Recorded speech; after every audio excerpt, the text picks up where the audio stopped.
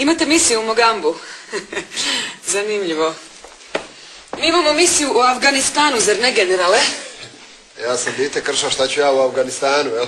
Ne znam. Kako sutra oslobodite glavicu, tako će vam i biti. Pa u to ime, evo ja ću popiti čašu vina, pa se časno dižem obveze. Aj, ne pizdekaj, pomalo nis ni nevistu vidija. Marinko? Mala, šta nam to nosiš za izist? Pršut. Jeste čuli? Dite mi je naučilo reći pršut. Ajde, slušajte se. Izvolite. Ilija, jesi ti sjećaš Gasthaus Dalmacije u Berlinu?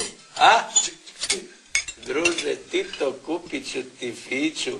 A Mercedes ti pameli!